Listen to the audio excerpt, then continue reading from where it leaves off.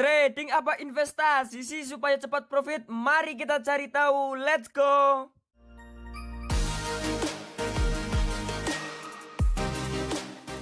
Welcome back to my channel. Halo everyone, apa kabar kalian semuanya? Semoga kalian baik-baik saja. Salam hangat bagi kalian semua dan berjumpa kembali lagi dengan saya, Pesal. Oke guys, sedikit kata-kata buat kita hari ini. Nyalakan atau matikan, berhenti atau lanjutkan, bebaskan atau batasi, pasrah atau kritisi.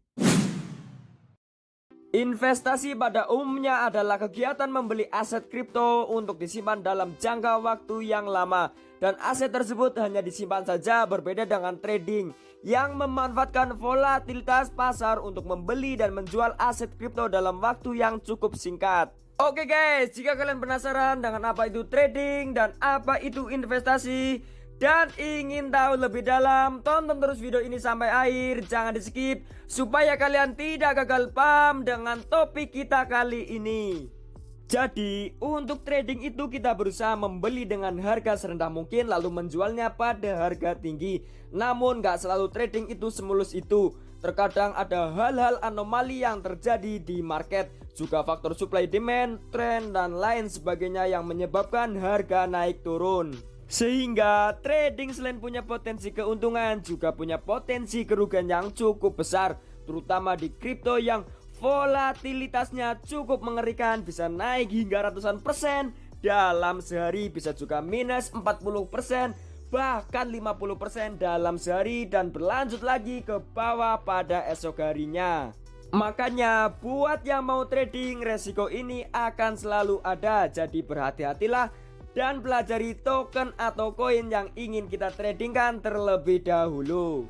Sedangkan berinvestasi artinya kita mendiamkan atau secara berkala membeli aset tertentu untuk spekulasi kenaikan harga di 2-5 tahun ke atas. Well, kalau trading kalian prioritaskan mempelajari tentang chart, mekanisme pasar, tren yang terjadi. Sedangkan untuk investasi maka kalian harus utamakan kemampuan fundamental yang kuat pada koin atau token yang kalian beli. Resiko trading dan investasi, cyber fraud or scam atau penipuan online. Dikarenakan pembuatan token itu terbilang lumayan mudah, ada begitu banyak orang-orang membuat project-project palsu. Lalu project-project ini dipoles sedemikian rupa supaya terlihat meyakinkan. Mulai dari tampilan website, profil anonim, grup telegram yang isinya kebanyakan bot atau mereka-mereka juga dan lain sebagainya. Terkadang mereka juga tidak segan-segan untuk membayar influencer kripto untuk mengendorse. Istilahnya di kripto disebut sell or selling project-project palsu ini. Attack, cyber attack dilakukan oleh pihak ketiga yang ingin mencuri secara paksa di dunia digital, bisa dibilang jambret online.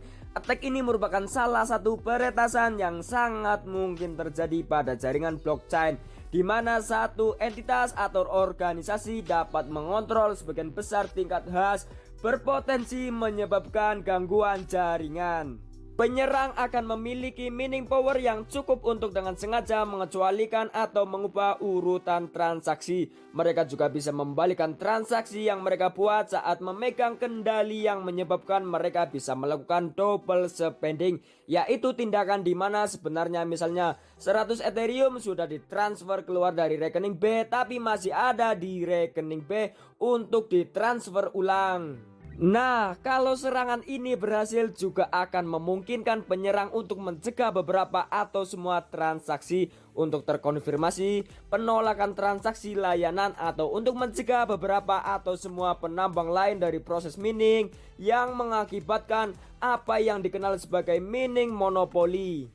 Kira-kira attack ini bakalan sering terjadi nggak ya? Sebenarnya tidak. Ini dikarenakan blockchain itu kan memang terdiri dari nodes atau titik-titik yang harus saling terhubung dan berkomunikasi satu dengan yang lain untuk mencapai kesepakatan konsensus.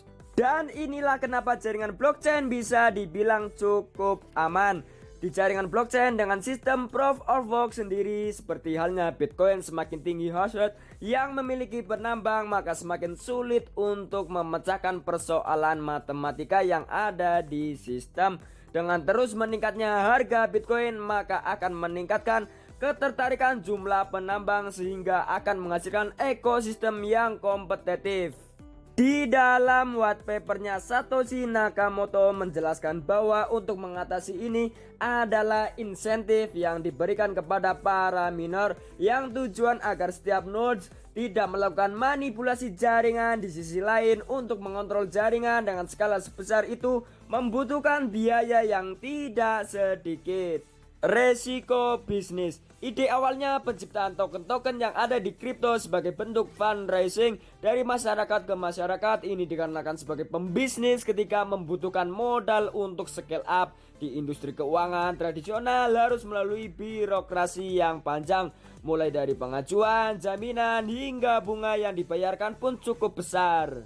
Dengan menciptakan token sebagai representasi dari sebuah proyek atau bisnis, para pengusaha bisa mendapatkan dana segar tanpa ada kewajiban apapun untuk membayar kembali. Satu-satunya kewajiban mereka adalah mengelola bisnis yang mereka bangun untuk tetap berjalan sebagaimana yang telah direncanakan.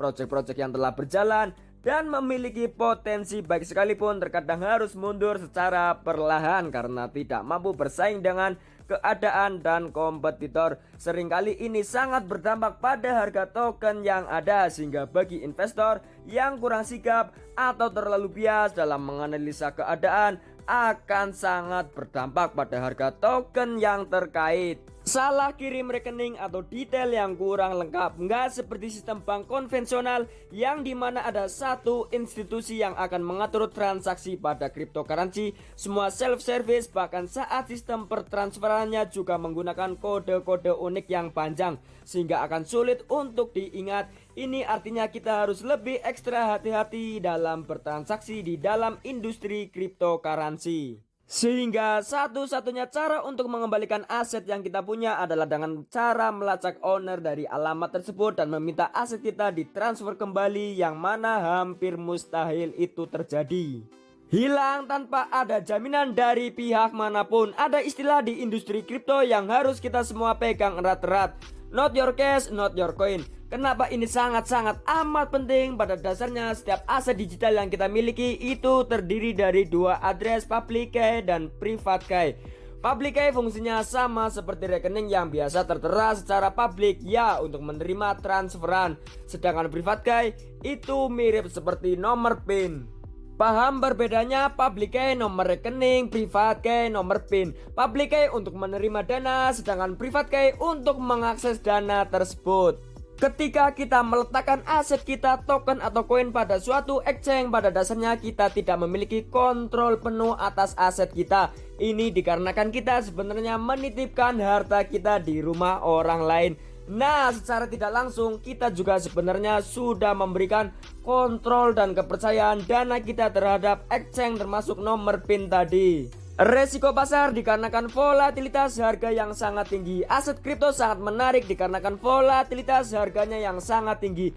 Ini menarik bagi para spekulatif trader yang senang memanfaatkan naik turun harga dalam jangka pendek. Namun dalam jangka panjang, kripto aset tertentu memiliki potensi naik dan turun yang juga signifikan. Di saat market sangat volatil, tidak banyak aset kripto yang memiliki fundamental baik dan tidak pernah bangkit lagi ke harga semula.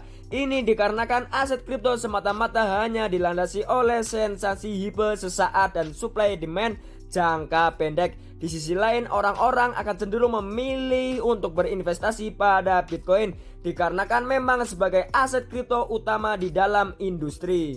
Jadi berhati-hatilah dalam membeli koin atau token tertentu. Silahkan memanfaatkan hype jangka pendek, tapi jangan bias terhadap penilaian sendiri.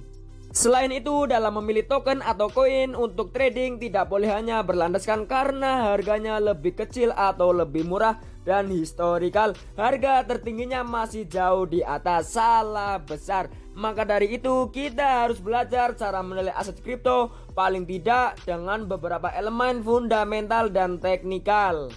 Kurang lebih seperti itu, apa itu trading dan apa itu investasi. Dan jangan pernah berhenti belajar dari siapapun, meskipun kita harus membayar ataupun gratis. Dan kalian harus pas diri kalian untuk menjadi lebih maju lagi. Jangan minder, tetap percaya diri, buktikan bahwa kalian bisa. Terima kasih buat kalian yang sudah menonton dari awal hingga akhir. Jika ada kekurangan maupun kelebihan, saya mohon maaf sebesar-besarnya.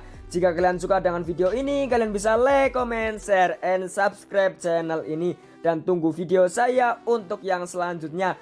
Apabila kalian punya masukan atau kritikan, kalian bisa komen dan jangan sungkan-sungkan. Dengan kalian memberi masukan, berarti kalian sudah mensupport saya supaya channel ini terus berkembang lebih baik dan maju lagi. And see you next time.